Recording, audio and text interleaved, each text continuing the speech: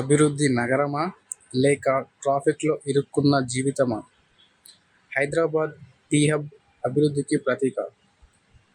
అభివృద్ధి అనేది ఎంత అవసరమో మనకు ట్రాఫిక్ లేని నగరం కూడా అంతే అవసరం. కానీ హైదరాబాద్లో ట్రాఫిక్ అనేది విపరీతంగా పెరిగిపోతుంది. ఈ ట్రాఫిక్ని కంట్రోల్ చేయడం లేదు.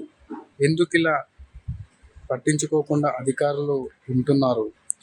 ఈ ట్రాఫిక్ అనేది నియంత్రించలేమా?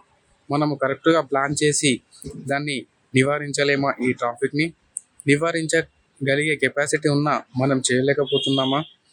ఈ ట్రాఫిక్లలో గంటల తరబడి పబ్లిక్ అయితే అస్తవ్యస్తతకు గురవుతున్నారు. ఈ సమస్యను అధికారులు ఎప్పుడు పట్టించుకుంటారు? రోడ్లు అనేటివి పెద్దగా ఉండవు. ఇరుకుగా ఈ రోడ్లు ఉండడం వల్ల అన్నీ ఒకే టైంలో రావడం వల్ల అక్కడ ట్రాఫిక్ జామ్ అనేది ఎక్కువగా పెరిగిపోతుంది.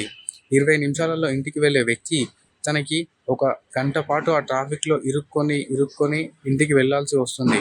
అతడి బైక్ రిపేరు అండ్ అతని హెల్త్ కేర్ అనేటివి తన శాలరీలో సగం అక్కడనే పోతుంది. ఇది ప్రభుత్వం ఎప్పుడు అర్థం చేసుకుంటుంది? రోడ్లు బాగు చెయ్యరు సరిగ్గా. ట్రాఫిక్ జామ్ అలానే ఉంటుంది. సిగ్నల్స్ దగ్గర గంటల తరబడి పబ్లిక్ ఉండడం వల్ల చాలా ఇబ్బందిగా ఫీల్ అవుతున్నారు వాళ్ళు. వాళ్ళకి ట్రాఫిక్ లేని నగరంగా చూడాలని ఎంతో ఆశగా ఉంది.